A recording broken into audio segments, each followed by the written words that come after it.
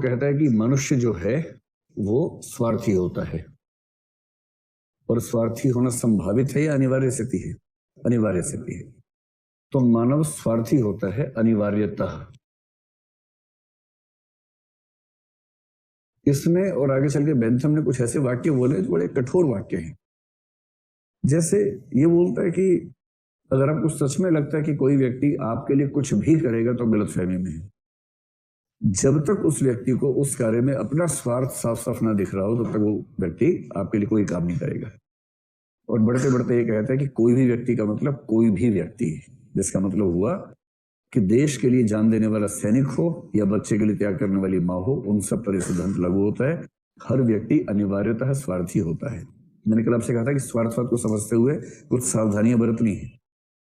यदि कोई माँ अपने बच्चे के लिए अपना जीवन का बलिदान कर दे तब भी इसका मतलब सिर्फ इतना हुआ कि उससे स्वार्थ की परिधि थोड़ी सी व्यापक है। हम ये नहीं कहेंगे कि स्वार्थ नहीं है, हम कहेंगे हॉब्स की भाषा में कि स्वार्थ की परिधि व्यापक है। तो ये व्यक्ति सुखवादी भी है। ये कहते हैं कि प्रत्येक व्यक्ति स्वार्थी है और प्रत्येक व्यक्ति क्या चाहता है? सुख चाहता है, इच्छाएं पूरी करना चाहता है। जितनी भौतिक वस्तुएं आप जीवन में सोचते हैं कि आपके पास होनी चाहिए या हैं भी, वो अपने आप में किसी महत्व के नहीं है। वो केवल और केवल साधन है, क्योंकि उससे हमारे स्वार्थ, और स्वार्थों में से एक स्वार्थ क्या है? सुख प्राप्त करने का स्वार्थ, सुख प्राप्त करने की इच्छा पूरी होती है। तो भौतिक जितनी वस्तुएं हैं वो केवल और केवल हमें सुख और इच्छा पूर्ति के साधन मात्र है, उससे ज्यादा कुछ नहीं है। ये तो सामान्य बात है। वो दूसरी बात कह रहे हैं कि मानसिक या भावनात्मक जीवन में भी जो कुछ है आपके पास, जैसे प्रेम, अगर कोई कहे कि मैं किसी से प्रेम करता हूं, मैं उसके लिए जान दे सकता हूं, मैं उसके लिए तारे तोड़ के ला सकता हूं, मैं उसके लिए कुछ भी तोड़ के ला सकता हूं, मतलब सूर्य ला सकता हूं, चंद्रमा ला सकता हूं, कितनी खुशी हो रही है, चंद्रमा ला सकता हूं, तारे ला सकता हूं, है ना। अगर कोई ऐसा कहे तो ये भी बेसिकली वो अपने स्वार्थ में कह रहे हैं, क्योंकि उसको उस क्षण विशेष में ऐसा लगता है कि इसकी खुशी के लिए, क्योंकि इसकी खुशी मेरी खुशी का साधन है, इसकी उस खुशी के लिए मैं कुछ भी करूंगा तो अंततः मुझे इतनी खुशी हासिल हो जाएगी जिस खुशी का कोई छोर नहीं है। इसलिए प्रेम क्या है? प्रेम भी एक साधन मात्र है। परोपकार क्या है? परोपकार भी एक साधन मात्र है, क्योंकि जीवन में कई बिंदुओं पर हमें किसी की मदद करने में जो सुख मिलता है वो सुख अपना काम करने में नहीं मिलता है। तो दूसरों की मदद करना, परोपकार करना भी एक साधन मात्र है, और वो साधन मानसिक साधन है हमारी इच्छाएं और हमारे सुखों को आगे बढ़ाने का।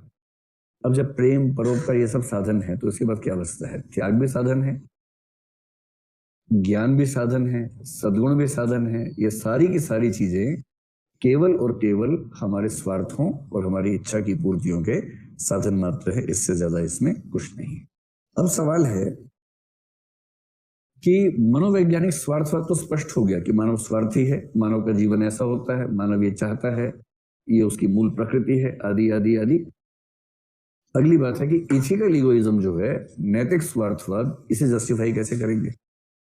और नैतिक स्वार्थवाद के दो मतलब है। पहले इसका मतलब बताइए, फिर इसका तर्क बताइए। इसका मतलब क्या है?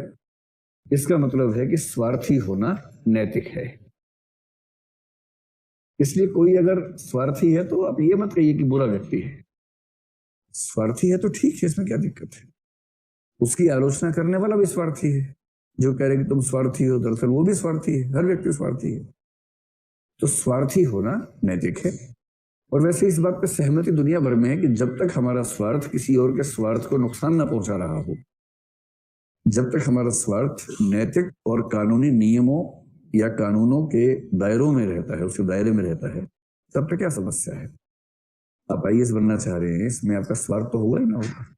अब उस स्वार्थ आर्थिक है या राजनीतिक है, ताकत हासिल करना है, सम्मान हासिल करना है, पेरेंट्स का नाम रोशन करना है, अपने जिले का कुछ कल्याण कर देना है, अपने जिले या राज्य को चमका के उससे संतोष हासिल करना है, कुछ भी हो, अंततः है तो आपका स्वार्थ ही। और यदि आप अपने स्वार्थ के लिए एक वैध रास्ते पर चल रहे हैं, प्रतियोगिता है, परीक्षा है, पढ़ाई कर रहे हैं, तैयारी कर रहे हैं, एग्जाम देंगे, सिलेक्शन हो जाएगा तो अपनी इच्छाएं पूरी कर लेंगे, इसमें कहां कोई समस्या है? समस्या केवल तब है जब कोई व्यक्ति अपने स्वार्थों की पूर्ति के लिए वैध रास्ता छोड़ के अवैध रास्ते को चुन लेता है।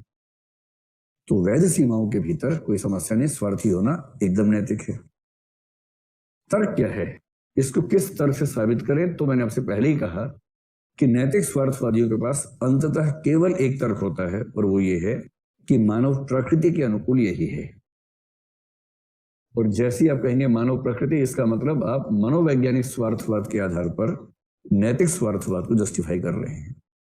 ये आखिरी वाक्य समझ में आया आप लोगों को? जैसे ही आप कहेंगे कि मानव प्रकृति का मसला है, ये कहने का मतलब ही है कि आप मनोवैज्ञानिक स्वार्थवाद के आधार पर नैतिक स्वार्थवाद जस्टिफाई कर रहे हैं। क्यों? प्रकृति का मतलब क्या है? क्योंकि मनुष्य स्वार्थी होता ही है, और यदि मनुष्य स्वार्थी होता है, ये उसकी प्रकृति है, तो उसको हम अनैतिक कैसे कह सकते हैं? और उसने एक एग्जाम्पल दिया, पत्थर का एग्जाम्पल दिया। दर्शन में ऐसे बहुत रोचक रोचक एग्जाम्पल्स होते हैं। जैसे मान लीजिए कि आपके हाथ में एक पत्थर है, और आप चाहते हैं कि वो पत्थर पक्षियों के पीछे पीछे उड़ता हुआ जाए। किसी पक्षी को मारने की इच्छा आपकी है, वो कौवा आपको देखा, आपका मन करे कि मुझे इसका मांस खाना है कौवे का। आपने जोर से पत्थर फेंक के मारा, पर कौवा काफी ऊंचाई पे उड़ गया, जहां तक पत्थर पहुंच नहीं पाया, और पत्थर वापस आ गया। और पत्थर आपका घर का है, पालतू पत्थर है, बहुत लंबे समय से आपने उसको घर में नहलाया धुलाया है, उसको अच्छे से, उसको मतलब बहुत प्यार किया है, अपने स्पर्श से सहलाया है उसको, अपने पत्थर को बहुत प्यार करते हैं उस पत्थर को। पत्थर आपके घर का मेंबर है, और आपने उस पत्थर को कहा, हे पत्थर, उस कौवे को मार के ही आना, और पत्थर को फेंका जोर से कौवे की तरफ। वो गया, कौवा बहुत तेजी से भागा, पीछे पीछे पत्थर गया। एक समय के बाद कौवा ऊपर गया और पत्थर नीचे आ गया। वो कौवा नीचे सांस में लेके नहीं आया। और उसके बाद यदि कोई व्यक्ति उस पत्थर से नाराज हो और कहे कि यार तू नैतिक नहीं है, इतने दिन तुझे नहलाया धुलाया मैंने, इतने दिन तेरी सेवा की, तुझे भगवान बना के पूजा, तुझे दूध पिलाया इतने दिनों तक, इतना मोटा ताजा कर दिया तुझे मैंने, इतना सहलाया, और आज कहा कि उड़ के कौवा मार दे, तू उड़ा ही नहीं। पत्थर उसको देख के मन में सोच रहा है कि अब हम में से कौन पत्थर, समझ नहीं आ रहा है। कैसे समझाऊं इस मूर्ख को कि उड़ना मेरी प्रकृति का हिस्सा नहीं है, मैं कैसे उड़ सकता हूं?